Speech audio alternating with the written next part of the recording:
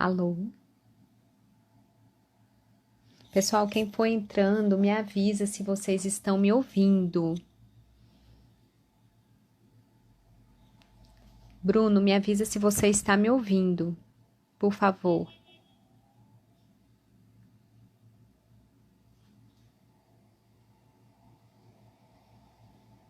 Ah, ótimo. Já é a terceira tentativa. A Clara não tá aparecendo, Bruno. Quando ela entra, fica girando assim, sabe? Como se estivesse carregando a câmera. A gente escuta a voz dela, mas não vê a imagem. Você sabe o que que pode ser?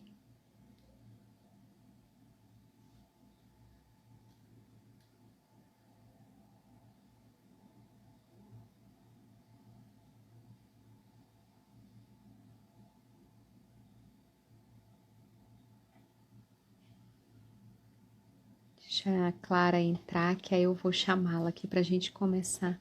Não, a rede aqui tá tranquila, agora não sei a dela, né? Sua bênção, Padre Wesley.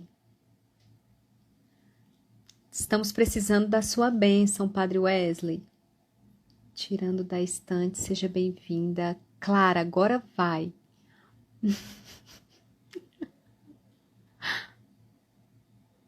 Mariane,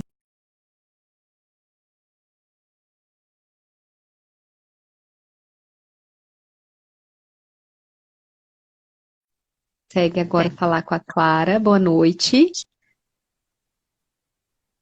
Eu te ouço, mas continuo. Agora não apareço também. Menina, eu já até desinstalei o Instagram, instalei de novo. Oi, Clara. Você tá com a Wi-Fi ligada? Eu já liguei, eu já desliguei. Porque pode ser que você tenha que fazer só pelo 4G, eu não sei. Não, pois Alguém é, que entende. meu marido falou justamente isso. Agora eu tô pelo 4G, mas deu na mesma. Alguém sabe me dizer, Padre Wesley, o senhor que é entendido de lives, o que que é isso que fica girando assim, a pessoa não consegue entrar? A câmera.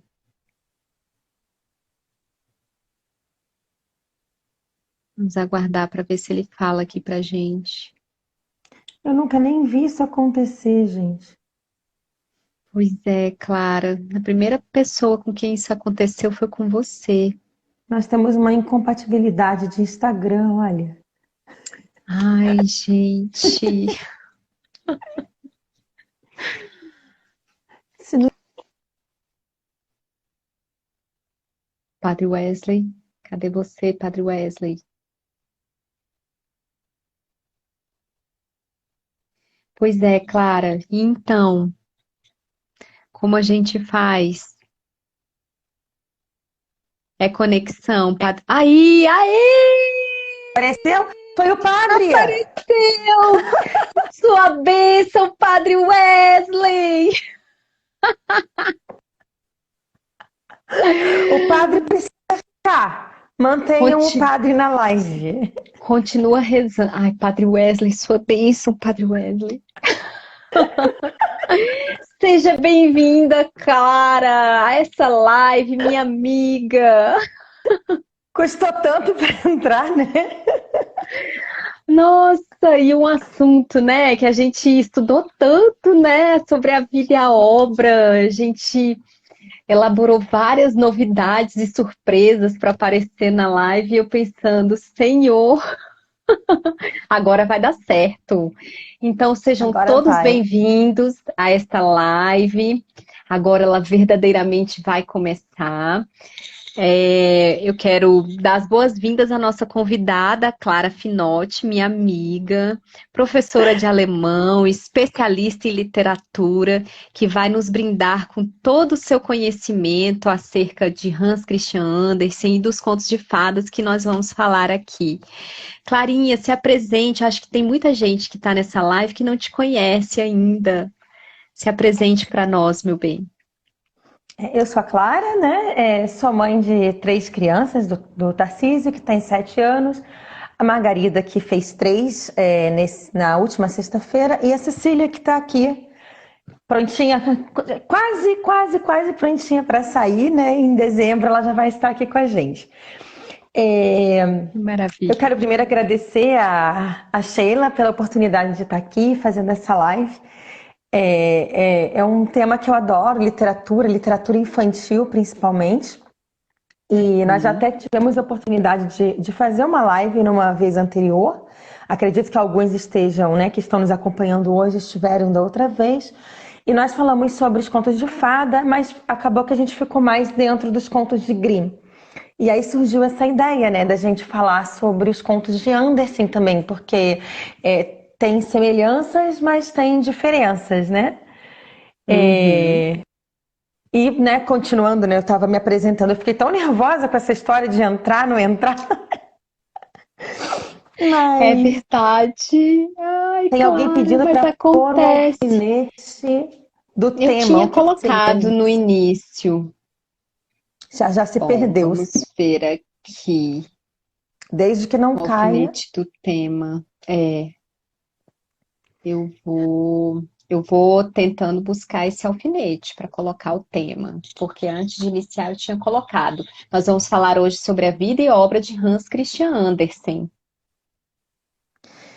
Mas então, né? Então sou mãe, sou esposa. O meu marido costuma arrumar essas pendengas de internet para mim, mas ele saiu com as crianças para a gente conseguir fazer a live. E Sim, sou professora, trabalho com educação infantil já há muitos anos, vão quase 15 anos aí. Sou professora de alemão, de literatura, e o meu interesse sempre foi a literatura infantil, exatamente por trabalhar com crianças, né? sim. E Andersen, assim, Andersen me acompanha desde pequenininha, desde que meu pai e minha mãe contavam histórias pra gente. E eu sempre gostei muito dos contos de Andersen. Só que, para ser bem sincera, li os contos e tal, mas eu não cheguei nunca a me aprofundar na vida dele e tal. E aí surgiu a oportunidade da live e a gente decidiu, né, fazer esse trabalho, Isso. dar uma olhada, olhar a vida, olhar um pouco mais sobre, né, assim, sobre os contos, né, ir além do que a gente só lê ali, né? Então, a oportunidade da live foi um ótimo motivo para a gente estudar algo que a gente gosta, né, Sheila? Com certeza, com certeza, é um ótimo motivo mesmo. Andersen, para mim, de todos assim que já escreveram, né, em contos de fadas, assim, lógico que Tolkien para mim ele está em outro patamar, né? Para mim é o meu escritor de fantasia que eu mais gosto é o Tolkien. Mas assim, em relação a Perrault, aos Grimm, e a Hans Christian Andersen é o meu preferido mesmo, porque ele não só compilou, né, Clara? Ele, na verdade, ele escreveu mesmo. Tanto que ele nasceu no dia 2 de abril, que é o dia que se comemora o Dia Internacional do Livro Infantil. Exatamente, né? Estão te mandando a dica aqui de como é que você coloca o alfinete. Escreve o Isso, eu tema, estou aqui. tá Eu fazendo. estou aqui tentando. Mas é exatamente isso, né? Como você estava falando, o Andersen, ele tem essa característica. Quando a gente fala em contos de fada, muitas vezes a gente pensa, são os contos de fada, e a gente encontra muitos livros, inclusive, que já vem assim, contos de Perrault, Grimm e Andersen. Então, é natural que o leitor, quando encontra esse tipo de reunião de contos, pense que são todos iguais, Perrault, Grimm e Andersen. Mas Perrault e Grimm têm uma característica que Andersen não tem, né? Uhum. Porque Perrault e Grimm compilaram, organizaram, eles foram estudiosos que entendiam, eram folcloristas, inclusive, né? Eles entendiam muito de literatura oral, né? Era o maior interesse deles. Eles ouviram esses contos, recolheram esses contos, colocaram em livros. E Andersen já seguiu um outro caminho. Andersen veio um pouco depois dos irmãos Grimm e ele seguiu outro caminho. Ele era um romancista, né? Ele escrevia os Uhum. contos dele, embora ele se baseasse nas estruturas e nos mitos e né, nas lendas da Dinamarca, então nas estruturas dos contos de fada. Então, são contos de fada, mas são contos de fada autorais. Não são contos de fada folclóricos, diretamente folclóricos, né? Os contos de Grimm são dele. Ele sentou e escreveu cada conto, enquanto que o de Grimm, perdão, os contos de De Andersen, Andersen, né, são sim. dele. Ele sentou, pensou naquela narrativa, construiu um personagem, deu características ao personagem. Ele está dentro de uma escola literária, inclusive, né? Na literatura, a gente Uhum. divide em escolas literárias, em períodos de tempo, e Andersen está dentro do romantismo. E, assim, quando a gente fala romantismo, parece, é por isso que os contos de fadas são românticos. Muito pelo contrário, não tem nada a ver com romance amorzinho, né? Não é isso. O Sim, romantismo, como gênero literário, tinha aquela questão de forte nacionalismo, por isso ele vai buscar os contos, as lendas do próprio país dele, da Dinamarca, como base para os contos que ele escreve. É, tem como característica o individual da pessoa, né? Ver cada pessoa como uma pessoa em especial, certo? E tem sim, também a questão da religiosidade, da busca sim. de uma moral, né? Então o romantismo é marcado por isso, principalmente o romantismo europeu, o romantismo alemão e no caso, né, o romantismo de Andersen também. E todas essas marcas a gente encontra nos contos de Andersen. Enquanto que nos contos de fada, né, compilados por Grimm e Perrault, a gente não encontra esse tipo de característica, porque são diferentes, Uhum. né, são narrativas diferentes. Enquanto que os de Uhum. Perrault e Grimm são folclore, né, embora com alguma adaptação, os de Andersen são baseados no folclore, certo? É como se a gente Certo. pegasse algum conto folclórico que a gente conhece aqui no Brasil, adaptasse, né, fizesse a nossa própria história e escrevesse um conto, né, utilizando alguma coisa daquela história, daquela lenda. Muito bem. Exatamente. E Clara, o Hans Christian Andersen, ele no início ele foi muito incentivado pelo próprio pai dele, né? Eu comentava em outra nas lives que antecederam essa, porque até a gente Sim, conseguia entrar. Eu você teve que ir comentava que falando, né? eu comentava que ele era filho de um sapateiro e de uma lavadeira. E Sim. o pai dele utilizava caixas de sapato justamente para montar mini teatrinhos, teatro de marionetes.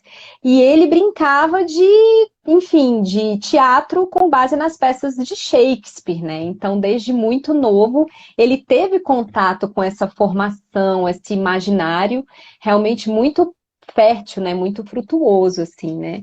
E Digamos. E isso é muito bonito porque tem a ver com o que a gente, inclusive, conversou na última live, né? Sobre o pai e a mãe que se esforçam para levar a leitura para dentro de casa, não simplesmente pela leitura, mas pelo vínculo que isso causa, né? É claro que o pai de Sim. Andersen, ele tinha noção de que pela leitura o filho ia chegar mais longe do que ele, né? Porque o pai de Andersen era um sapateiro bem pobre e segundo algumas bibliografias, né, que detalham mais, ele era inclusive analfabeto. Ele tinha noções porque ele se interessava, mas ele contava os contos oralmente para Andersen, apresentava os livros, né, para o filho, e mostrava para o filho que havia mais do que o que ele sabia. Ele sabia pouco, mas ele gostaria que o filho soubesse mais. Sentava com o filho, contava essas histórias, estimulava que o filho quisesse aprender a ler. Né? O filho foi Uhum. para a escola, frequentou, então Andersen estudou muito mais do que os pais dele tiveram oportunidade de estudar. Mas ele foi muito apegado a esse pai, né? E a gente vê em algumas biografias que ele, inclusive, treinava, escreveu suas próprias peças ainda pequenininho. São peças que, até onde eu sei, nós não temos acesso. Histórias de criança Uhum. que ele escreveu e tal, como muitas outras crianças que leem muito, né? Acabam escrevendo suas peças. Uhum. Ele ensinava e treinava como o pai. Né? Então a gente vê como esse pai teve um papel fundamental em estimular isso no filho e em tornar tornar-se a si mesmo. O próprio pai se tornou imortal dentro da literatura na medida em que ele estimulou o filho a escrever, né? Ou talvez ele nem sonhasse que o filho ia se tornar um escritor, né? Mas na medida em que ele estimulou que o filho lesse, interagisse com as letras, estivesse dentro desse mundo mágico que a literatura trazia. E como você falou, na época não havia uma literatura infantil direcionada Uhum. especificamente para a criança. Havia os Märchen, né, os contos que a gente chama de contos de fada, os contos, essas narrativas vindas da oralidade, que eram, sim, muitas vezes contadas para as crianças, e no mais ele lia Shakespeare, porque era o que havia disponível para leitura. E ele lia e se divertia com Shakespeare, né? Então, Exatamente. E lendo até sobre a obra, sobre a vida dele, né? Ele atuou como ator, como cantor, enfim, até como bailarino, né? E ele compôs diversas peças, como você bem colocou, né? E perdeu o pai muito novo. Aos 11 sim, anos ele perdeu o pai dele, né? E isso foi, eu acho que marcou muito a vida dele, né? marcou. Ele teve Marcou. uma infância muito pobre, né? Uma infância assim, provavelmente na escola ele notava muito isso, que ele era muito mais pobre que os coleguinhas, né? O mundo que ele tentava entrar, até por causa da literatura, do estudo e tal, era muito diferente do mundo que ele realmente vivia em casa. E a gente vê Uhum. isso nos contos dele, né? Todos os contos acabam nos levando assim em direção ao pobre, todos não, mas um grande número de contos nos leva a isso, né? A pobreza, a humildade, a resignação, a paciência. E há biógrafos que contam que que ele coloca nos contos várias características. Então, a cama em que ele dormia era uma cama muito pobre, tinha trapos, e a gente vê que tem contos que vão descrever isso, né? E Sim, essas descrições que ele põe nos contos dele são descrições que batem com o que ele viveu na vida. Então, ele pegava fatos da vida dele e ia colocando dentro das histórias. Tá aí uma grande diferença entre os contos dele, autorais, né, que levam características da própria vida do autor, mesmo não sendo autobiográfico, e os sim, contos compilados, que não levam característica de autor, porque não há autor, né? sim. É outra coisa. Vieram passando de geração em geração, enfim, foram compilados, né? Justamente essa grande diferença, né? Entre Hans Christian Andersen e, por exemplo, Perrault e os irmãos Grimm. Na verdade, até Perrault e os irmãos Grimm, eles têm uma peculiaridade, né? Porque Perrault, quando ele escreveu os contos de fada, ele escreveu assim, por uma encomenda da própria corte francesa, né? Então não era para atender a um público infantil, né? Por isso que nós temos, por exemplo, a Chapeuzinho Vermelho, ela morre no final, nos contos de Perrault, né? Quando a gente vai contar para uma criança, é bom a gente ter esse cuidado, né? De trabalhar, enfim, se for uma criança maior, dar todo um contexto de como aconteceu aquilo, por que que foi escrito aquele conto daquela forma. E os irmãos Green, eles compilaram, durante muitos anos, eles recebiam as pessoas nas casas deles, né, e iam compilando os contos da tradição folclórica, como você bem disse. Mas Hans Christian Andersen, ele realmente escreveu, e ele escrevia com uma sensibilidade que toca, né, que toca profundamente o nosso ser, né, a capacidade que Hans Christian Andersen tinha de descrever, por exemplo, no no conto A Pequena Vendedora de Fósforo, ela atravessando a rua, gente, são 2 parágrafos que Hans Christian Andersen se utiliza simplesmente para demonstrar que ela atravessava a rua naquele frio terrível e que ela praticamente descalça, mas ela estava com um chinelo que era maior, muito maior que o pé dela, e um deles, ao atravessar, ficou perdido, né? O outro ela perdeu, um menino roubou dela, ou seja, roubou aquele chinelo para que fizesse de berço para quando ele tivesse um filho, ou seja, isso demonstra nitidamente a situação do pobre, né, naquela época, porque a gente tem que pensar que na época Hans Christian Andersen na Dinamarca, a pobreza ela era considerada um traço de personalidade, né? Sim. Então você era pobre porque você não trabalhava o bastante, né? E por isso você não podia simplesmente atuar e mendigar. Mendigar era algo ilegal. Então os pobres, o que que eles faziam? Eles vendiam fósforos e outras quinquilharias na rua como recurso de sobrevivência, né? E o Vamos até Anderson, ser. É uma coisa que deve, né? Na verdade, a gente ainda tem isso, né? A gente ainda tem pobres que estão na rua vendendo quinquilharias, né? É exatamente a claro. mesma coisa. Eu acho que a grande diferença aí, na verdade, é que a Dinamarca é um frio absurdo, né? Então, ser pobre na Dinamarca é praticamente uma condenação de morte. Aqui pode Uhum. ser uma condenação de miséria, né? Muito, né? Mas a condenação de morte na Dinamarca por ser pobre é muito mais pesada do que aqui, né? Pelo menos Sim. em época de frio. E Não, o com frio na Dinamarca certeza, não dura só três terrível. meses. Um frio de Dinamarca dura praticamente um ano inteiro. Sim, as pessoas morrem literalmente, né, de frio. Morrem E mesmo de mesmo frio. as que tinham casa, como o Andersen, corriam esse risco, porque que calefação tinha uma casa pobre em 1800 e pouco? Não tinha Não calefação. tinha? Não tinha.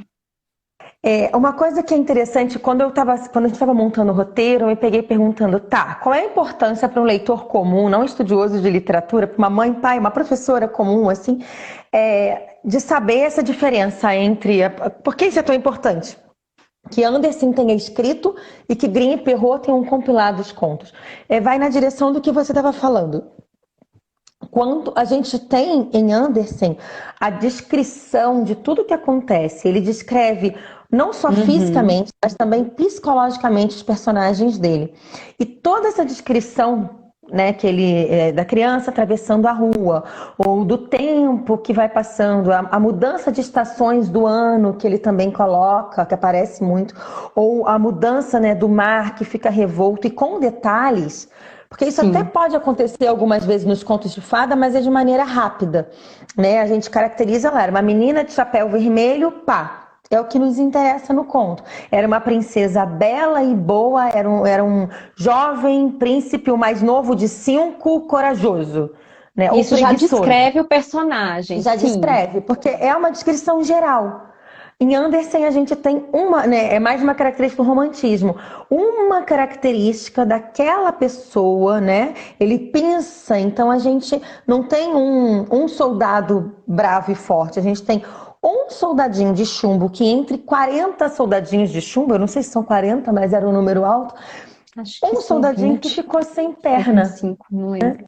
Pois é, a gente Não tem me lembro. ficou sem perna. A gente tem, entre todas as sereias do mar, uma que sonhava com algo maior.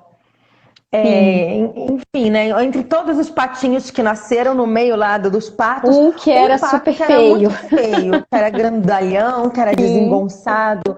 E isso não acontece nos Märchen, né? Nos contos de fada. Ele tem simplesmente uma característica, pá, passou.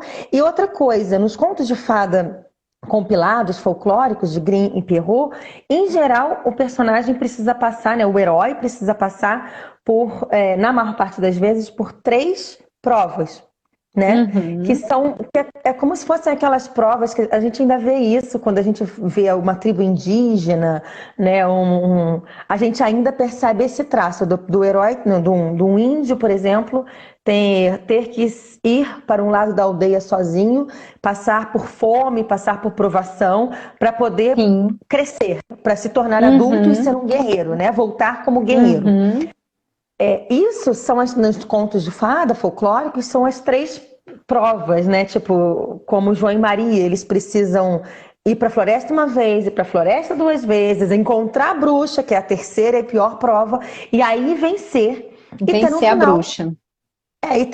até feliz, né? Eles encontram, eles retornam ao pai. A Chapeuzinho Vermelho de Grimm, pelo menos, né? Ela, Sim, apesar dela passar por coisas apavorantes, ela no final é salva. Então a gente tem, em geral, no conto de fada, ainda que haja morte, ainda que haja sangue, ainda que as irmãs da Cinderela fiquem com os olhos furados e os pés machucados, ainda assim a gente tem o herói tendo um final feliz nessa vida. triunfa, sim, Isso. triunfa, né? Exatamente. Né? Feliz, né? Eu sei que não é o feliz que a gente espera hoje em dia, no nosso mundo contemporâneo, mas é Sim, feliz, né? Há uma vitória. Nos contos de Andersen, geralmente essa vitória não acontece em vida. Tá? sim. Isso também é uma característica do romantismo. São contos melancólicos, são contos tristes, são contos que te põem para pensar. Só que Andersen vai um pouco além, que nem sempre, né? Isso já não é um traço de todos os românticos, depende das crenças de quem escreveu. Como Sim. Andersen era cristão, ele Uhum. coloca, né, toda essa carga do cristianismo dentro dos contos dele. Todos são marcados por isso. E a felicidade, né, essa vitória de Andersen, nunca ou quase nunca é nessa É em terra. Ela vida, está é na em vida vida. eterna, exatamente. Exatamente, não é na jornada terrena, né, Clara? Exatamente. Então, quando você coloca, eu vou contar Chapeuzinho Vermelho de Perrault para o meu filho, será? Porque vai terminar em morte, será que devo, que não devo? Eu prefiro contar um conto de Andersen para o meu filho, em que vai haver morte, mas que essa morte claramente foi caminho para chegar à eternidade, do que contar um conto de Perrault em que acabou ali, morreu, acabou, e vocês aprendam aí que se fizer coisa feia, isso que acontece. Né? Porque E é o, interessante isso, Clara, porque quando eu li, a minha filha falou assim: Mamãe, a Chapeuzinho morreu? Aí eu, morreu. Mas você sabe, Manu, que depois os irmãos Green, então eu fui explicar e tudo antes eu tivesse pensado, lido para ela, porque ela que terminou de ler a história, lido para ela e colocado o caçador, e ou até trazido o pensado num caçador, final. né? Inventar um Exatamente. final à la Andersen, né? Dizer, não, mas como ela era uma menina boa, ela foi pro céu, sei lá. Porque esse final seco me assusta mais, né? Como se a vida terminasse embaixo da terra, acabou. Né? É um final ateu. E Sim, como não é no que nós acreditamos, né? Foi aquilo que eu falei na última live. Quando a gente conta a história para os nossos filhos, vai passar sob o crivo da família. Né? Vai sim. ter família que hoje em dia vai achar um absurdo ler Andersen. E foi o que foi acontecendo nas adaptações de Andersen, né, de 1800 e pouco, quando ele escreveu. Eu acho que ele morreu em 1870. Eu li 75, tanto, foi. né, 75 isso. Então, então, de 1875 para cá, né? Depois que chegou em 1900, as adaptações foram mudando, mudando, mudando, e a gente tem adaptações rasas. Porque quando você tira as características do conto de fada que já são tirados desde lá dos Grimm, tipo na Branca de Neve, né? Você tira aquele personagem. Acaba que é até meio contraditório, mas, por exemplo, você pega um conto de Grimm e nomeia cada anãozinho, nomeia personagem, os anõezinhos, o príncipe, os bichinhos, nomeia todo mundo. Você Você perde vai aquela destruindo a característica. imaginação, Sim. né? Você vai destruindo Não, a e vai imaginação. destruindo o caráter universal folclórico desse conto, né? Em que Uhum. aquilo simboliza um todo. Em Andersen pega e faz isso também de alguma forma, mas aí pega e tira as descrições, porque em filmes se tira a descrição, por exemplo. Mas ainda assim pode ser bem descrito, né? Se você dá todo aquele tom e tal, ainda não é o pior problema. Depois você tira o final triste, mas que vai levar a algo maior. E Uhum. simplifica a narrativa porque ela tem que ser curta. Eu acho que isso ainda fica pior em livros, em livrinhos curtos. Às vezes a gente encontra adaptações, Adaptações. né, que querem contar toda a história, por exemplo, da Sereiazinha, né, que é uma que a gente pretende abordar, que é uma história longa, pretende abordar Uhum. em 10 páginas, né, bem ilustradas e tal, ou não bem ilustradas, mas com desenhos grandes. E aquilo fica tão reduzido, né? Os personagens vão se perdendo tanto que fica uma narrativa rasa que não se sustenta, né? E aí a gente ouve as pessoas dizendo: ah, eu acho que eu não devo contar contos de fada para os meus filhos porque diz que o final é sempre feliz e a vida não é sempre feliz. Eu já ouvi pessoas criticando contos de fada por conta disso. Ah, será que não é ruim contar um conto de fada porque o final é sempre feliz? Mas os finais não são sempre felizes. Esses são os contos de fada que estão chegando pra gente pela mídia, pelo livro mais barato, pelo livro mal adaptado, né? Se a gente for procurar realmente o conto de fada, como ele foi escrito, como ele está lá, né? Principalmente no caso de Andersen, que realmente foi escrito, que teve intenção, né? Em cada palavra escolhida, em cada gesto do personagem, a gente vai ver que não é assim, que não é raso assim, que tem um motivo, tem uma estrutura, né? E tem um final que não é feliz, que é um Não final é feliz, um final para em fazer vida, né? pensar. A gente tem que Exatamente. destacar isso, né, Clara? Porque o que que acontece? Andersen, todos os finais, assim, praticamente todos, assim, tirando alguns contos, ele vai trazer essa sensação de sofrimento e de tristeza, do peso da cruz que a gente carrega em vida, né? Uhum. Mas é muito interessante porque a questão da redenção, a questão assim de você perceber que a felicidade verdadeira ela não é nesta vida, mas é, por exemplo, quando a pequena vendedora de fósforos, né? Vamos falar dela, então. A pequena vendedora de fósforos, ela morre de frio, mas ela está junto de Deus, que ela tem uma visão, enfim, a gente não sabe se é uma visão, ou se realmente foi um sonho, ou se porque ela estava com hipotermia, enfim, o Andersen não deixa isso claro no conto, mas ela é levada pela avó junto, junto com a avó para o céu. Então ela teve um Exatamente. final feliz, né? Ela teve esse final de redenção, né? Na verdade, o bem ele triunfa. Isso é importante a gente destacar, porque o bem ele triunfa nos contos de Andersen, apesar de momentaneamente a gente, e é interessante porque a sensação que Andersen nos traz é uma sensação desanimadora, né? É uma sensação de tristeza que a gente tem no conto. Por exemplo, a Pequena Sereia, para mim, dilacera o meu coração, né? Ele é completamente diferente da Pequena Sereia da Disney, né? Mas, ao mesmo tempo, ele te resgata. Sim. Andersen, ele vai, nesse seu desânimo, na sua tristeza, ele te resgata e ele te mostra uma verdade ainda maior, que é a Uhum. crença, que é a fé numa vida eterna, né? E eu acho isso é de uma sensibilidade tão grande, né? De ele ter essa capacidade de demonstrar o drama humano, os dramas que a gente vive, enfim, e no final ele conseguir, ainda que na tristeza, que no desânimo, ele nos resgatar disso. É a forma que ele coloca, né? Porque uma característica de Andersen é essa preocupação com a moral, né? Há uma preocupação Uhum, com a moral que vai ser colocada, é quase como uma fábula, mas sem aquela moral específica que aparece em Perrault, ou que aparece nas uhum, fábulas. Né? uhum, É uma moral que fica implícita dentro do texto. E isso é isso que diferencia um bom escritor de um escritor mediano ou ruim, né? Ele coloca uhum. isso com tamanha delicadeza, né, com tamanho cuidado, a gente entra por dentro do personagem, isso lendo um conto, né, mais próximo do original, claro, né? A gente vai Uhum. entrando por dentro do personagem, vai sofrendo junto com ele, vai se identificando com aquele sofrimento, ainda que a gente não seja pobre, ainda que a gente não sinta frio na rua, mas vai dando uma dor, porque todo mundo já viu uma criança pobre na rua, né? E vai dando um sentimento de desalento. E a gente, em geral, né, até chora ou chega às vias de chorar lendo, né? Pelo menos as mães. Com certeza.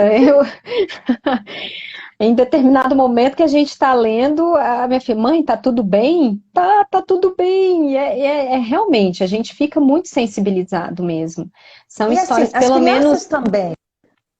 Na verdade, às vezes a gente tem medo de contar, porque se eu chorei, meu filho vai chorar. Mas isso já é o efeito, a gente chama de catarse na literatura. Isso é Uhum, interessante, é importantíssimo, na verdade, porque se a criança ou o adulto não tiver a oportunidade de chorar lendo literatura, através da arte, seja um quadro, seja uma boa peça, um bom filme, seja literatura, ela só vai chorar o quê? Na hora que a vida bater nela, né? Na hora que um ente querido morrer, que ela vai descobrir, a morte existe.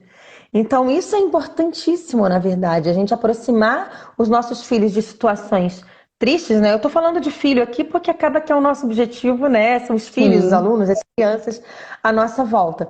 Mas aproximar o leitor dessa realidade que existe, que é real, era real em 1800 e é real hoje. As pessoas passam frio, as pessoas passam fome, as pessoas têm desejo de algo que elas não conseguem alcançar. Tá, e aí eu nem tô falando só da eternidade, mas desejo, como no caso da Seriazinha, ela tinha desejo de ser humana, depois, ao de decorrer ter do a conto. imortalidade, né?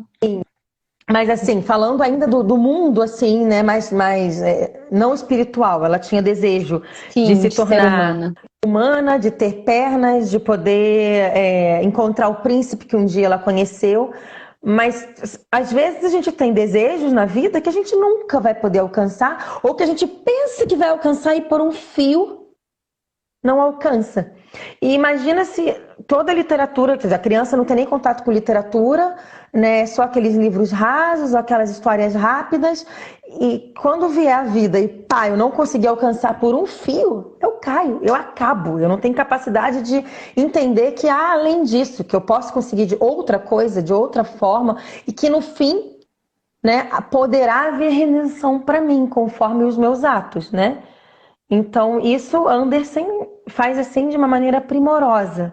Ele coloca isso de uma forma poética, né? Sem ser poesia, mas Sim. extremamente poético, né? Com palavras muito bonitas. E aí, isso é uma coisa curiosa. Isso me levou a estudar o alemão para poder ler no original diversas coisas. E aconteceu, né? A gente estava pensando nos contos e de repente a gente se deu conta que tem traduções da Sereiazinha que contam coisas que não tinha em outra tradução. Então, o meu livro que Sim, eu tenho aqui, eu tenho um outro que você tem também, né? Que é uma coletânea de contos dos os três, contos de inclusive. fadas, isso. O Uhum. que eu tenho é um bem antigão, tem a minha idade, da editora Globo, que eu acho que nem existe mais hoje em dia. Ó. Foi meu de criança, esse aqui anda comigo. Tá, inclusive todo Ai, que acabado, porque legal. eu mexi muito desde criança. E a minha mãe, eu lembro da minha mãe contando a sereiazinha desse livro, na época em que saiu a sereiazinha da Disney. E eu Hum, lembro dela contando, mas ela muito provavelmente não leu antes. Ela foi contando, papapá e tal. E eu lembro dela, eu lembro assim claramente dela dando uma engasgada. Eu não sei nem se ela lembra, eu acho até que ela tá aqui na live, mas eu acho que ela ô, mesma não deve lembrar. gente. Ela deu uma engasgada, tipo, continua isso aqui ou não. Porque isso eu lembro tão claramente dela dizer, o resto eu conto amanhã. Eu imagino que daí ela deve ter sentado com meu pai, ou deve ter lido o resto para pensar o que dava para contar, o que não dava. Eu não sei se todo mundo que está na live, né, as pessoas que estão nos acompanhando, todas conhecem os contos dos quais a gente está falando, né? A gente tinha combinado de dar uma resumida de cada um e a gente está Vamos fazer atropelando tudo, isso, né? Clara. Vamos Vamos, fazer você isso. quer Vamos começar falar por então da onde? pequena vendedora de fósforos. Vamos lá. Né? Assim, falando da tradução, além dessa que eu tenho aqui, eu depois baixei uma na internet que talvez seja a mesma que você tem. Porque o outro livro, a minha mãe está aí dizendo, ela lembra. O outro livro que você tem e eu tenho também foi a. Ó, minha família inteira tá me ouvindo, gente. Dizem que Olha família não que apoia, mas a beleza. minha família tá toda aí, o meu marido também entrou. Tem cunhada, muito obrigada, família, vocês são lindos. Que lindos! Mas então, olha o tempo, ó. A gente tá aqui se enrolando e não tá vendo o tempo. Eu nem sei que horas Pois é, Padre começou. Wesley, eu não me recordo quando que a gente começou, porque demorou um pouco, né? A Vou gente salvar entrou e a saiu live. tanto. Mas então, vamos lá, vamos para a menininha dos fósforos. Uma dificuldade que tem é a questão da tradução, né? Por ser dinamarquês, é uma língua acessível para poucos, né? O alemão é mais Sim, acessível do que o dinamarquês, convenhamos. E então a gente tem que se conformar com as traduções que a gente tem. E quem for mais curioso, dá uma olhada aqui, dá uma olhada ali, vai lendo a que acha mais completa. Essa que eu baixei na internet, ela inclusive é de português de Portugal. É a mesma que você tem? É uma que eu tem uma acho, capa não, vermelha, né? ela Uma tem uma capa sombra, não? vermelha, é sim, isso. É Não, porque então é como essa eu sim. acesso pelo Kindle, então, mas eu acredito que seja capa vermelha, sim. Então, É preto e branco. eu pensei até da gente. Bom, o resumo da história é esse, né? Como a Ó, clica no ao vivo que tem um cronômetro. Vamos ver. Ai, Padre Wesley, você é Sabe demais, tudo, padre, olha. gente! Que maravilha! Vou Mas pegar então, uma consultoria com o Padre Wesley depois. é. Mas então, A Vendedora de Fósforos é o conto de uma menininha que numa noite de ano bom, né, a última noite do ano, gelada, gelada, gelada, nunca como o inverno nosso, né, mas como o inverno dinamarquês, vai andando pela rua tentando vender o fósforo, mas naquela noite ninguém tinha comprado nenhum fósforo. E a gente contar assim como eu tô contando é até triste, porque a gente perde o que Andersen coloca no conto, né, todo esse detalhamento e tal. Daí ela sente tanto frio que ela risca um fósforo. E daí ela vê uma cena linda, uma cena em que ela se sente aquecida. Aí ela risca 2 fósforos, ela sente um cheiro de comida. Ela vê uma árvore de Sim, Natal, mas o fósforo apaga. Daí ela acende o terceiro fósforo. E aí ela vê a vovó. Antes disso, ela vê uma estrela caindo no céu. E eu isso. acho esse texto lindíssimo, porque quando ela vê a estrela caindo no céu, ela fala assim: alguém morreu, né? Alguém morreu, disse a pequena. Porque a velha avó, que foi a única pessoa que tinha sido boa para ela em vida, mas que agora estava morta, dissera: quando cai uma estrela, sobe uma alma para Deus. Eu acho esse trecho interessantíssimo, porque já nos prepara para o que está por vir, quer dizer, alguém morreu, esse conto fala de morte, né? Essa vovó, que era a única pessoa que a amava, já morreu também, né? Uhum. Então ela não tem ninguém vivo que queira bem a ela, realmente. Inclusive, ela tem medo de voltar para casa sem ter Porque vendido como os ela não fósforos. vendeu o fósforo, o pai dela iria surrá-la. E justamente é esse texto que tem no Sim, conto, né? nessezinho que eu tenho aqui, não fala que é o pai, só fala que ela não tinha coragem de voltar para casa, né? Aqui Então eu acredito fala. que a tradução aqui tá melhor, essa que a gente tem online. É, E daí ela risca o terceiro fósforo, vê a vovó, se abraça na avó e pede: vovó, não me deixa aqui. E a vovó abraça ela e leva. Podia terminar aí, só que aí vai um pouco além. Porque se terminasse aí, a gente até já tinha entendido, né? Tá compreensível. Mas no dia seguinte, aí é que dói, né? Aí é que vem aquele baque. No dia seguinte, quando as pessoas, né, no ano novo, passam e vêm, Uhum. encontram ali naquele cantinho da rua uma menininha linda, linda, né, enregelada, morta, morta mesmo, literalmente morta de frio, com todos os fósforos à volta dela. E as pessoas pensam provavelmente que isso é aquecer. Aí Anderson ainda pontua: ninguém soube que coisas belas a menina viu, nem em que esplendor ela, com a velha avó, tinham entrado no júbilo do ano novo. Então a gente vê que ele Sim. escolhe com cuidado o momento em que o conto vai acontecer. Vai acontecer no último dia do ano, porque é o ano velho, e o ano novo dessa Uhum. menina já é na eternidade, já é o céu. Quando a gente lê isso para Exatamente. uma criança, uma coisa que eu acho importante pontuar é que a gente não precisa ficar dando moral. Anderson não deu, nem a gente precisa no final dizer pro filho: tá vendo, meu filho? Como a gente está aqui explicitando, né, como adultos. No final, ela encontrou a avó, foi pro céu, foi o novo ano dela. Porque você contando, a criança vai compreender da maneira que ela pode. E se isso for importante para a criança, se ele se entendeu com esse conto, ele vai pedir outras vezes, outras vezes. E quando aprender a ler, ele vai procurar de novo. Porque quando nós aprendemos a ler, a gente foi lá ler a Sereiazinha de novo, né? Quando fez Sim. sentido pra gente aquilo. Então isso é bem importante. Não precisa a criança perguntar: mas mamãe, ela morreu, foi pro céu? Mas mamãe, isso acontece? Aí sim, né? A gente vai pontuando.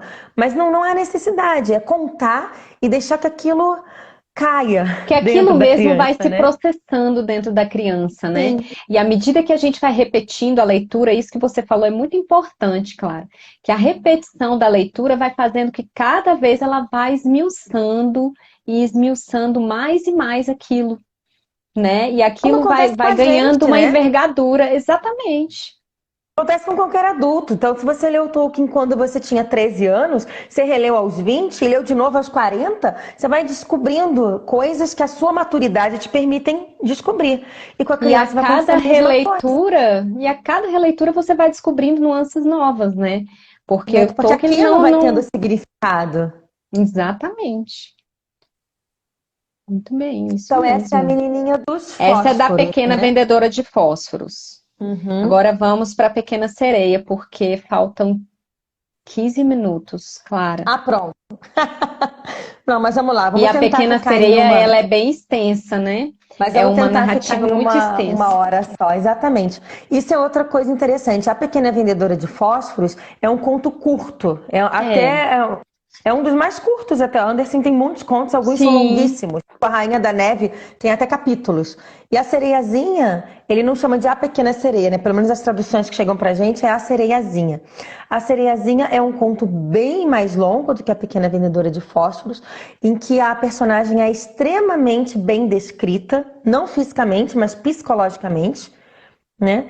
E aí a gente pensou nem em falar das semelhanças, porque eu imagino que a história da Disney todo mundo conhece, né? Eu acho que até quem não quer Uhum. conhece.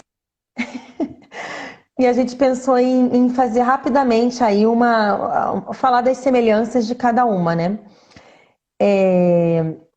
A Sereiazinha é um conto, o conto de Andersen, ela foi adaptada várias vezes, né?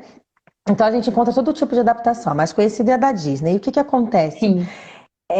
Tem semelhanças, se guardam semelhanças aí sim, que são importantes. Então a sereia é a caçula, a pequena sereia é a caçula de todas. A sereia da Disney ganha um nome, a sereia de Andersen não tem nome, ela é a sereiazinha, e ele insiste em chamá-la de a sereiazinha durante todo o conto, né? Isso é interessante porque aí ele dá uma característica universal a ela. Ele é um ser diferente de nós, humanos, né? Mas é um ser que simboliza outros seres na criação.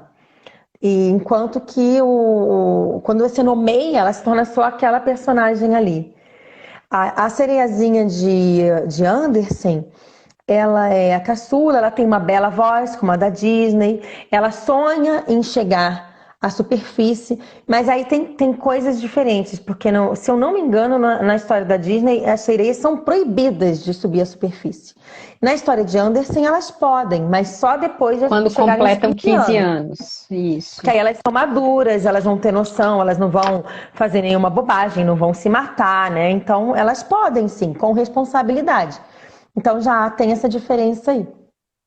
E ela sonha com isso, mas principalmente porque a avó dela, mais uma vez a gente tem uma figura de avó. A Anderson também teve figura aí de avó, se eu não me engano.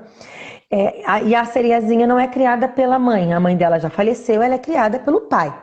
Né? Olha o pai aí, figura forte. E aí a avó dela fala, conta para ela que as sereias vivem 300 anos. Mas quando as sereias morrem, depois de viver esses 300 anos, se tudo correr bem, elas se transformam em espuma do mar. Mas os seres humanos têm uma vida bem curta. Só que se eles forem bons, eles têm uma vida eterna, né? E aí eles vivem para sempre. Em outro lugar, de outra forma, mas eles vivem para sempre. E quando ela ouve isso, é que ela fica encantada com o mundo humano. Aí mesmo é que ela quer. Então, muito antes de se falar no príncipe, se fala na vida eterna, que é o que ela realmente almeja. Vai surgir um príncipe? Vai. Esse príncipe vai surgir como ponte entre o desejo dela de eternidade, né? E a vida dela comum ali. Então, há príncipe, mas na Disney acontece exatamente aquilo que eu falei antes. Ele Se conquista, tira ela conquista o príncipe, né? Sim, não, e se tira essa característica, ela quer ser humana, sim, porque ela acha bonito, porque ela é curiosa, porque ela é inquieta. Isso é bem diferente, porque a sereiazinha de Andersen, ela tem várias características melancólicas. Tem hora que ele fala que ela é taciturna, que ela fica no cantinho dela, que ela não, né, ela não gostava de Sim. estar ali no meio do burburinho. A da Disney, não, ela é animadona, ela é agitada, ela é curiosa, ela, né, é por outro Uhum. motivo. Então, a de Anderson quer subir para o mundo humano, não pela curiosidade, pela agitação, né, por conhecer algo diferente simplesmente, mas porque ela admira as coisas que a avó conta, né? Na voz da avó, ela ouve coisas que ela fica encantada. Por exemplo, que as flores da superfície da terra têm perfume. E ela fica muito admirada, porque as flores do mar não têm perfume, não dá para sentir cheiro. Né? Então ela queria saber o que que é perfume, o que que é isso, né? Ela se E encanta com ela, essas características da como. Só um detalhe, claro. E ela, como sereia, ela também não pode nem chorar, né? Na verdade, ela não tem lágrimas, né? Sim. Isso é uma característica de peixe, né? Peixe não chora, sereia não Não, e chora. quando Isso ela dói mais também está ainda. no mundo, e quando ela está no mundo humano, quando ela, enfim, você vai chegar nessa parte, né, que ela encontra a bruxa e tudo, e ela não consegue chorar, né? Sim, Ela não isso torna consegue mais chorar. triste. Imagina você cheia de vontade de chorar e não poder verter uma lágrima, né? Olha a situação dela. Então, né, pra gente correr aqui, ela finalmente chega a vez dela, ela conhece o mundo, ela se aproxima de um barco, porque ela é mais ousada que as irmãs, de tanto desejo que ela tem de conhecer. E aí sim ela vê o príncipe. E aí ela vai procurar, depois de muito pensar, ela vai procurar, ela não aguenta mais, ela vai procurar a bruxa. Enquanto que no conto da Disney, ela se revolta contra o pai, ela briga com o pai, ela briga com as irmãs, e aquele é um desligamento dela com a família por um tempo. Nesse não, ela pega flores, ela se despede mentalmente, né? Embora ela não fale com ninguém, e ela vai cheia de dor, mas ela vai cheia de dor porque ela quer a eternidade. E aí a gente tem isso que eu vou falar agora, eu sei que é algo assim muito específico para cristãos e principalmente para católicos, tá? Então assim, eu não sei quantas pessoas, quem está nos assistindo, mas há uma coisa aí que relendo a Cerezinha já agora, já esposa, já mãe, eu me dei conta que eu nunca teria me dado conta antes. O príncipe para ela é ponte para a salvação. Assim como nós, né, mulheres casadas cristãs, católicas, pelo menos, a gente vê no casamento, a gente deve entender o casamento como um caminho, como o nosso caminho, a nossa Caminho vocação, de o nosso caminho para a santidade, salvação. sim. Exatamente. Então, quando a gente é um direcionamento que muitas vezes a gente recebe de olhar para os nossos maridos como caminho para a eternidade. E ela olhava para esse príncipe, isso, pelo menos para mim, né, transforma esse príncipe em Perfeito, algo Clara. muito maior. Ele não é um homem que ela achou bonito, se apaixonou e quer ir atrás dele por isso. Não, ela vê o príncipe como o caminho de salvação para ela, né, como a ponte que vai levá-la para o céu. Então, ele não é só um rosto bonito, um príncipe corajoso e tal. Ela percebe que ele tem virtudes, inclusive, né? Uhum. Ela ouve, tem vezes que ela vai para perto do palácio, porque ela ia se aproximando do palácio dele, e ouve as pessoas passando, os criados, e todos elogiando como ele era bom, como ele era virtuoso, como... Anderson tem muito esse cuidado de falar, né, na bondade, na humildade do personagem. Sim. E ela vai se encantando com isso tudo, e é isso, né? De uma maneira, de certa forma é isso. Ele é o caminho dela para chegar na salvação. Tanto é que quando a bruxa apresenta a ela, né, o feitiço que ela pode fazer, ela diz, olha, vou te tirar a tua voz, que é o que destacava ela Vai entre as outras ser o sereias. pagamento dela, né, para poder se tornar humana, né? Vou te dar aqui essa poçãozinha que levava inclusive sangue da bruxa, era um negócio horrível. Sim. E você vai sentir dor de morte quando se transformar em humana. Aí daí ela vai pra praia, toma a Se uma poção, espada sente trespassasse em você, exatamente. né? No desenho da Disney a gente até percebe isso, porque fica bem claro que faz assim, tá, né, e corta, mas não se fala, então não dá pra fingir que não aconteceu. A gente sabendo que no conto fala que corta, que ela vai sentir uma espada passando por ela, a gente consegue ver essa imagem até no desenho da Disney, dele cortando assim e virando as pernas. E E o aí tem mais detalhe também é que a cada passo que ela der, isso, fará sentir como se estivesse pisando numa faca afiada, né? Ou seja, cada passo exatamente, que dá, os pés dela sangram. exatamente. Né, não diz que sangre literalmente, né? Que a gente veja sangue, não há isso. Na Mas versão ela que eu tenho, sente. sim. Na Você tem versão essa que eu tenho, versão? sim. Tá assim, ó, Clara. Ah, Mas cada passo que der, a fará sentir como se estivesse pisando numa faca afiada, o bastante para fazer seus pés sangrarem. Se está disposta a enfrentar tudo isso, posso ajudá-la. É o que a bruxa pois fala é, para então ela. ela se dispõe a passar por isso tudo. Isso também é interessante, porque na verdade, quando um cristão, né, decide que vai chegar à salvação e que aquilo mesmo que ele almeja e nada mais, não interessa se a cruz vai doer, né, se vai passar por privação, se vai E ser dói, né, difícil, gente? se E vai... é e dói, difícil, e né? E dói. dói, né, gente? Nosso Nenhum Senhor santo não chegou enganou a ser ninguém. santo. Ninguém chegou Exatamente. a ser santo sem realmente forjar na alma, né? Todo esse sacrifício e luta, E né? ela pensa, Interna e bom, externa. eu vou ter que passar por isso tudo, mas eu vou chegar à eternidade, então vamos lá. né? E ela vai. Só que aí acontece aquilo que eu tava falando, né? Que é importante a gente se dar conta. Às vezes você chega ali pertinho e não alcança. Porque o príncipe a acolhe, mas ela é uma pobrezinha, encontrada na praia, nua até, né? Sim. Ele gosta dela, mas ele gosta dela como uma criadinha, né? Uma mocinha fofinha. Ela é amável, ela é educada, E né? Mas assim, Clara, ela salvou o príncipe quando o navio naufragou, mas ela deixou ele sozinho quando viu umas meninas se aproximando. E a primeira pessoa com isso. quem ele se depara é a menina por quem ele ficou gravado como se tivesse salvado a vida dela. Então ele nunca soube que foi a sereiazinha que a salvou, né? Nunca Exatamente. soube. E aí Anderson vai aprofundando a coisa, porque aí é um caráter, né, de um romance, né, de uma história mais profunda. Então o príncipe não sabe por quem ele foi salvo. Quer dizer, ele pensa que sabe que é essa primeira moça que Sim, o achou na praia. Ele pensa que isso. as ondas levaram ele até lá, né? E aí a moça o achou, então ele foi salvo porque ela avisou aos outros e tal. Mas essa moça estava num convento, numa espécie de mosteiro. Então ele pensa, ela é a única com quem eu gostaria de me casar, até pela gratidão, porque fiquei encantado com ela. Mas ela não vou poder casar, eu não vou me casar nunca. E ele diz isso para a sereiazinha.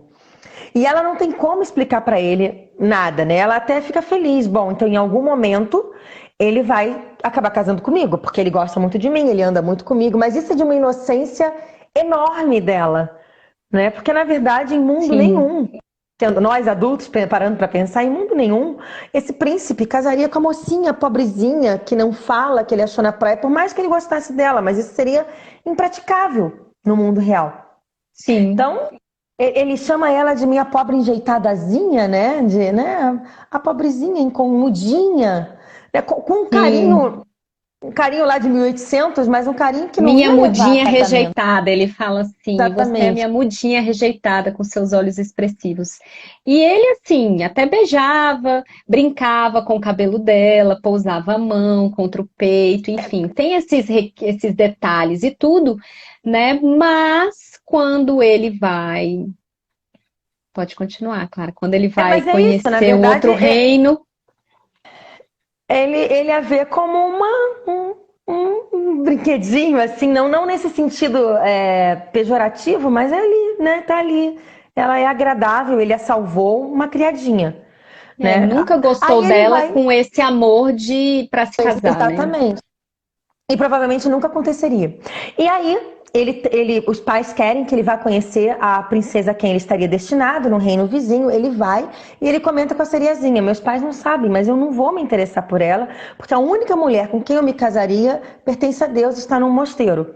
E ele vai, só que, ó, né? Infelicidade Quem do era? mundo. Quem A era a menina não princesa? estava, exatamente. A princesa não estava no mosteiro porque ela ia se dedicar a Deus. Ela estava estudando, ela estava passando um período, né? Um período sabático, Exatamente. enfim, né? Que os pais quiseram colocá-la lá para ser educada, mas não para se tornar religiosa. E na hora que ele bate os olhos nela, é você. A E mulher que me aí, salvou. em Andersen a gente nota, né, isso é uma característica da literatura também, que não tem nos Märchen. Todas as descrições são calmas, são bem detalhadas. Agora, a partir do momento em que ele encontra a menina e casa, a gente é como se virasse um turbilhão, papapá, tudo acontece em meia dúzia de parágrafos. Sim. Né? Uhum. É como se a vida da princesa, né? Da princesa não, da sereiazinha, fosse acontecendo e tal, né? Do jeito que se acontece uma vida, pensando. É como se acompanhasse o pensamento dela. De repente, ela não consegue nem pensar. Aparece a outra princesa, ela é mesmo a princesa que ele gosta, ele decide casar com ela, acabou. Acabou pra mim, tipo, pá. E aí ela sabe que ela vai se transformar em espuma no mar e passou por tudo isso, né? Perdeu o contato com a família, toda essa dor e tal, e sequer vai ter a vida eterna. Daí as irmãs aparecem, cortaram os cabelos, deram o cabelo para a bruxa do Deram pra mar, bruxa. Isso. conseguiram essa parte a mais forte, assim.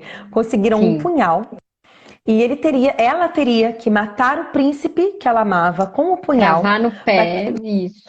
Exatamente, que o sangue jorrasse pelos pés dela, o sangue dele jorrasse pelos pés dela, e quando o sangue dele passasse pelos pés dela, ela se transformaria em sereia novamente, Sereia de iria novo. pro mar, teria direito ao resto dos 300 anos dela e viraria espuma sim, né? Mas viraria espuma. É um minuto que falta? que foi isso? Então acabou, não tem Um mais tempo. minuto, A ideia mas de fazer em continua, uma hora não Clarinha. rola, gente. Eu Que te chamo para a tristeza. gente finalizar a Pequena Aí eu espero que Sereia, porque é funcione de novo, né? interessante. Meu medo é Sim, eu esse. vou. Vamos, vai funcionar. Então, nessa versão que minha mãe contou pra gente quando eu era criança, termina aí. Ela vira espuma no mar. Isso quer dizer, ela não mata o príncipe, Hum. ela não tem essa coragem. Ela, não é que ela não tenha coragem, ela não quer matar o príncipe, ela já o ama. Então ela sabe que vai virar espuma ou não virar espuma, tanto faz. Ela não vai matar ele em troca de mais meia dúzia, mais de 200, 300 anos na vida dela. Então ela não o mata. E ela se vai pro peitoril e pá, vira espuma. Essa é a versão que eu tenho. Se eu não me engano, também é a mesma versão que tem nessa coletânea de capa vermelha que tem Green, Anderson e Perrault, que você tem, né? Não, E essa é diferente. essa de Green e Tem a Perrault do.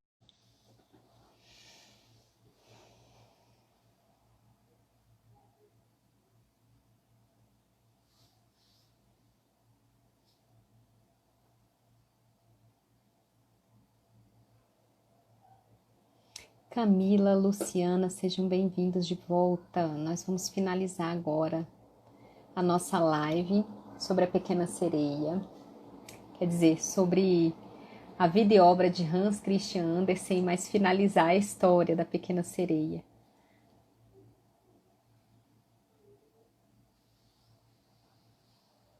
Deixa eu chamar a Clara.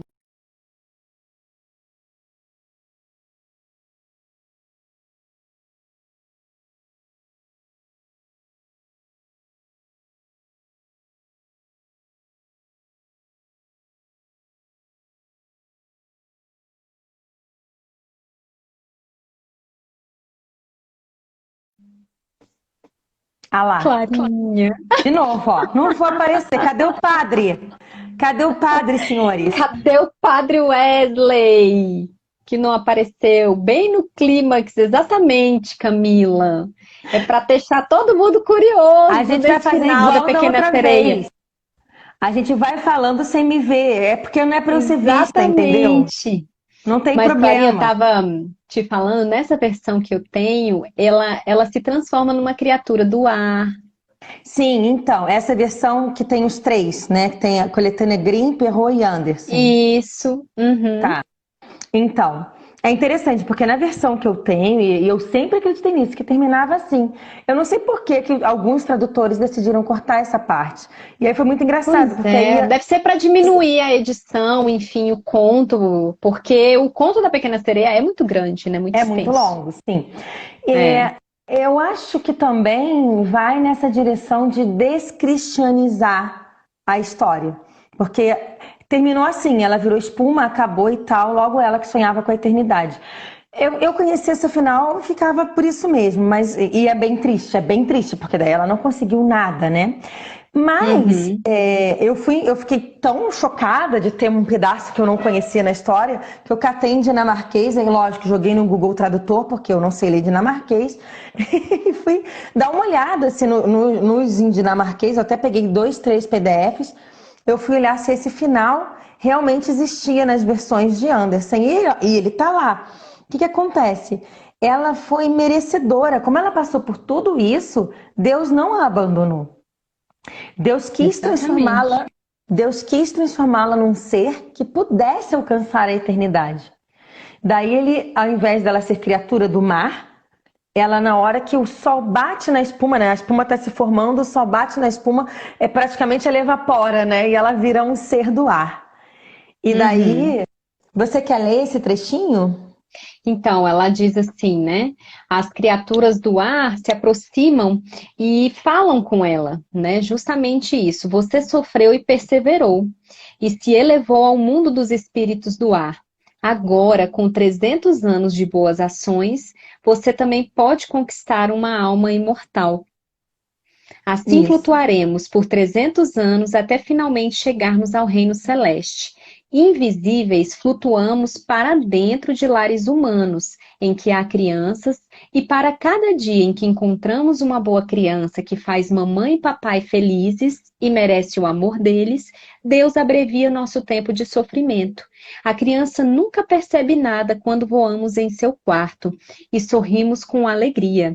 E assim, um ano é subtraído dos 300. Mas quando vemos uma criança travessa ou maldosa, derramamos lágrimas de dor, e cada lágrima acrescenta mais um dia ao nosso tempo de provação. Esse é o final de A Pequena Sereia. Do Quer livro dizer, que eu então tenho, ela, inclusive, é A Pequena Sereia mesmo o título, nem é né, a não é a sereiazinha. sereiazinha, olha só.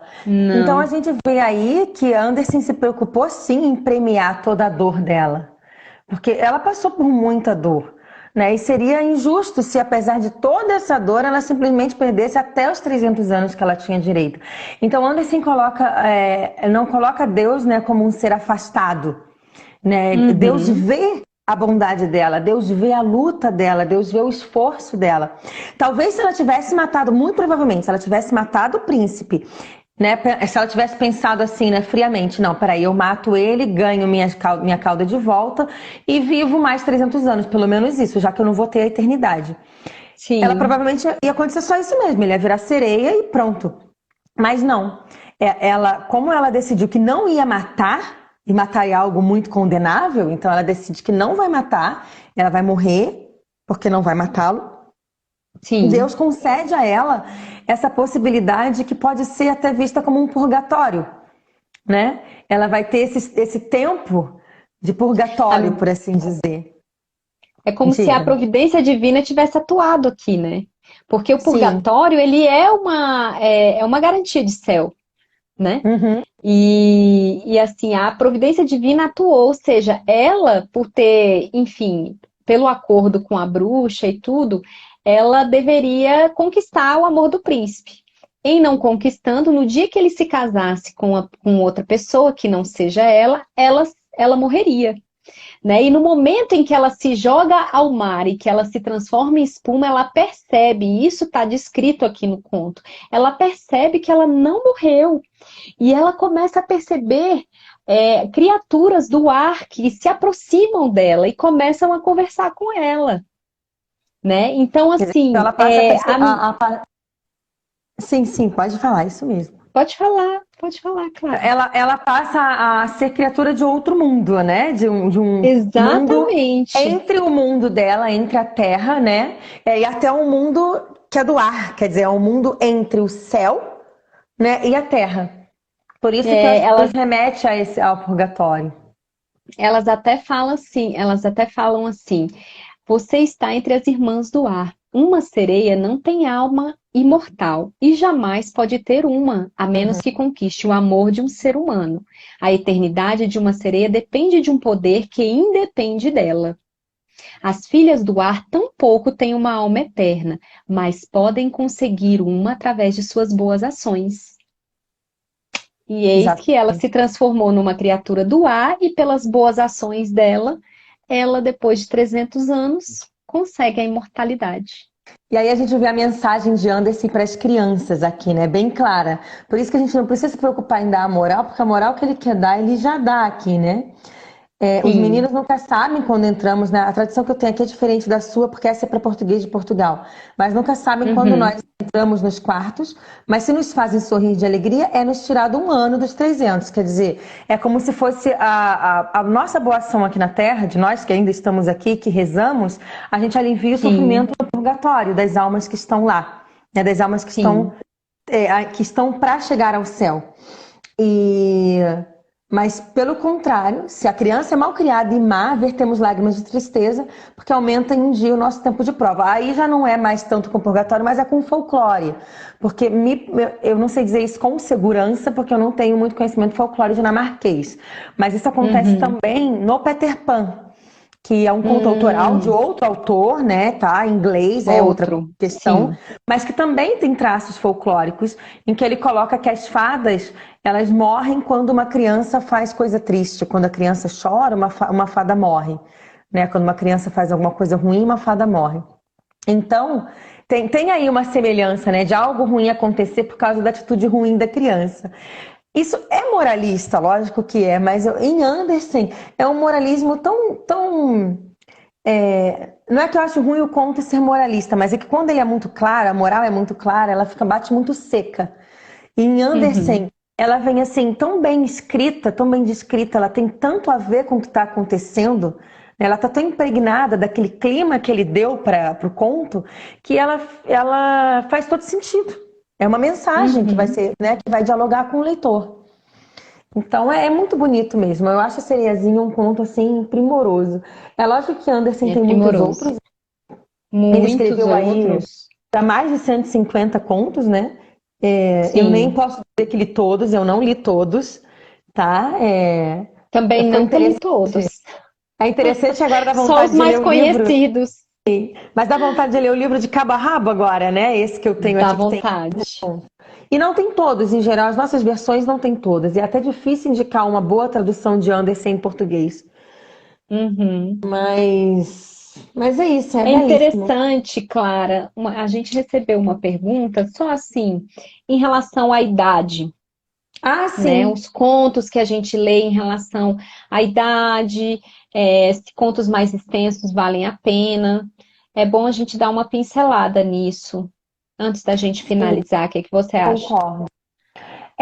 Eu diria que assim como qualquer livro, né, ou como todos os outros contos de fadas de Grimm, Perrault, né, os contos foram selecionados por Andrew Lang e estão nos livros coloridos, que muita gente tem tido acesso, é Uhum, preciso a gente ler antes, né? A gente vai ler primeiro, pelo menos dar uma lida, e aí a gente vai pensar na maturidade da criança para quem a gente vai contar a história. Né? Se ela é muito uhum. pequena, ela não vai mesmo acompanhar um conto do tamanho da sereiazinha se ele Não, não, não não for um acompanha. conto. Pois daí o que eu indicaria? Existem livros bonitos, talvez não com esse final, eu acho que com esse final a gente não encontra, pelo menos não em português. Nunca tive acesso, né? Mas existem livros muito bonitos, com ilustrações muito bonitas da sereiazinha e que não tiram de todo essas características do original. Que ela morre no final, que ela vira espuma, né? Que o príncipe não seja o personagem principal. Então, talvez se a mãe, conhecendo o conto original, ela quiser contar para uma criança aí de 3, 4 anos esse conto com o auxílio de um livro ilustrado, eu faria assim, né? Eu conheço o conto, eu sei o que eu quero contar dele, o que eu acho fundamental, e daí eu mostraria as imagens e iria contando, e eu faria a minha readaptação para voltar às origens, sabe? Se fosse necessário. Uhum. Mas tem contos que eu consideraria bastante inadequados, seja pelo tamanho. Por exemplo, eu estou lendo para o meu filho A Rainha da Neve. Uhum. Ele tem capítulos, então eu estou lendo por capítulos com ele. E eu até houve uma coisa ou outra que eu dei uma cortada, assim, porque tem a parte em que ela está procurando o menininho e que daí as flores dizem que encontrou um morto com a auréola, a flor. A maneira de falar é tão crua da morte que ali eu achei que não cabia para ele. Sim. Que a gente vai falar da morte em Andersen de maneiras mais delicadas. Então ali eu fui cortando, né? Fui adaptando e fui cortando para ele. Mas aí cada Uhum. mãe e pai vai perceber, né? O que dá para contar para o seu filho. A gente vê isso nos sapatinhos vermelhos também, né? Na verdade, assim, os sapatinhos vermelhos, quando você começa a ler que a menina, que a Karen, ou Catarina, porque dependendo da tradução, é um nome que se dá para Uhum, personagem. sim. Ela começa a dançar com o sapato, é até divertido, assim, engraçadinho no início, né? Mas depois é que ela não dá conta mais de parar, o pé não dá conta mais de parar de dançar, e que ela pede para o homem cortar os pés dela para tirar o sapato, enfim, aí já não se torna mais tão engraçadinho, né? Não, é um Se conto com torna um características. tormento, é um conto que realmente eu fiquei muito, eu me choquei mesmo, né? Eu acho que ele está no mesmo patamar do Barba Azul, assim, da Pele de Asno, enfim, Nossa, são. eu acho os sapatinhos vermelhos pior, exatamente por isso, porque Anderson faz uma análise psicológica muito mais pesada do personagem do que faz em Barba Azul. Eu, pelo menos, li o Barba Azul e A Pele de Asno, eu era adolescente. E E a gente mais não fica com essa tarde, impressão, né? A não gente não fica fica. com essa impressão tão ruim. Agora, esse do sapatinho vermelho, eu fiquei muito chocada mesmo. Exatamente, cara. Choca até adulto. Então, é por isso que eu Sim. digo, né? Você vai ler lá inocentemente, sapatinho vermelho, deve ter a ver com um chapéuzinho vermelho. Vamos ler. Não, não, gente, não faça Nossa, isso. não Dá uma façam lida isso. antes, porque vai chegar um É momento que você não importante. vai poder contar. Você vai ter que. Eu não leria. Eu não leria para os meus filhos. As versões que eu Sim. tenho aqui de Anderson, inclusive, não tem esse conto. Essas que eu tenho, assim, não tem essa. E eu não deixaria em Ele não é acesso. muito conhecido, Clara, esse Uhum. sapatinho vermelho, não é? Mas ele existe, viu, em português. Eu sei que existe até só ele, sabe? Só um livro só dele, assim, um Uhum, pouquinho dele. Eu já vi esse livro até num curso de contação de história. Porque ele é bom de uhum, contar, mas não para criança. Ele é bom de sim, contar para adulto. sim. Porque tem essa característica, né, da agitação e do tormento. Eu diria que é quase um pequeno conto de terror com um final redentor, porque no final a menina É, consegue o perdão, né, e e ela voa até vai Deus. isso, e vai para o céu.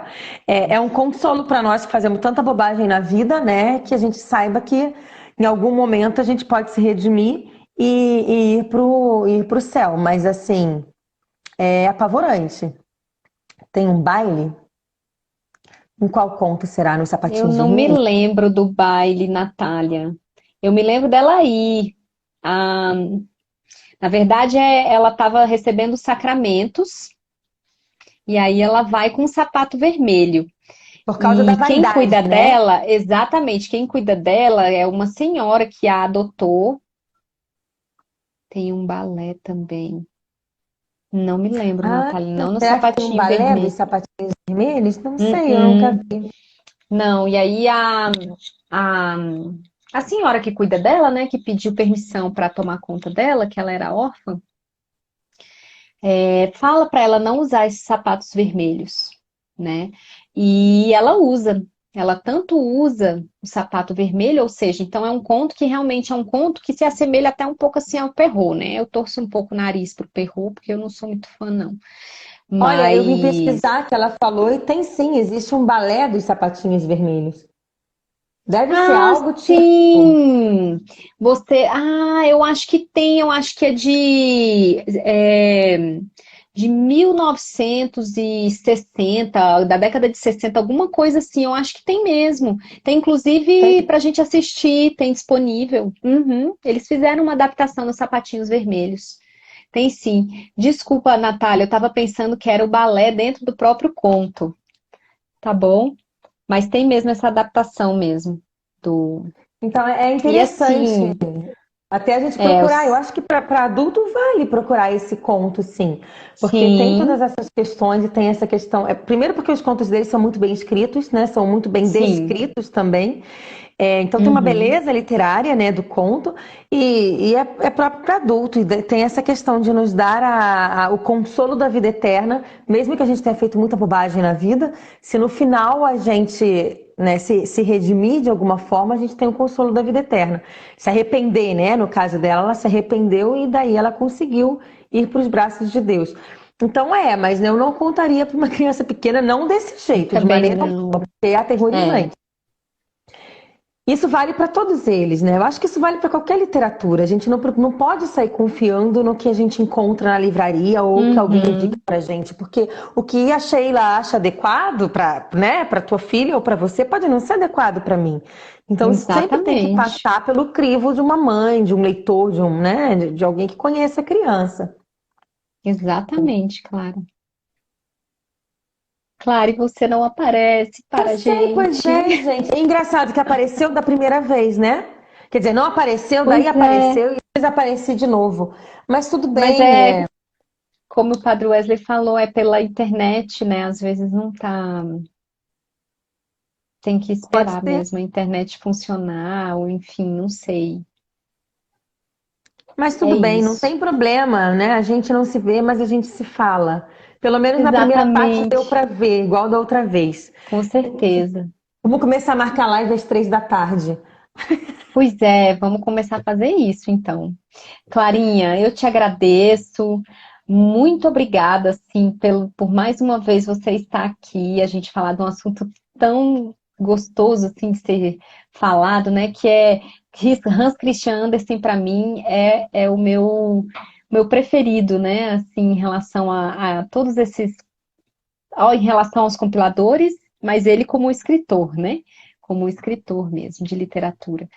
E eu te agradeço muito por você ter aceitado esse convite e muito obrigada. As portas estão sempre abertas aqui. Agora você apareceu, Clara! Absurdo, tá vendo? Mas eu troquei Eu troquei de novo. Tava no 4G, Olha eu só, coloquei de novo no. Lembra que o padre falou que isso depende, né? Daí tá quando você falou que eu não vendo? tava. Eu pensei, será que é porque eu ainda estou no 4G? Na primeira parte da live funcionou no 4G, né? Enfim. Sim, Mas tudo bem. Então tá bom. mas Eu te tudo agradeço bem. muito, Sheila. Foi muito bom para mim. Foi Foi maravilhoso poder ótimo, revisitar Andersen. Há muito mais a ser pensado, estudado, lido, né? Dá para fazer com certeza. uma live muito mais rica, né? Porque em uma Sim. hora e 15, a gente consegue falar tão pouquinho, né?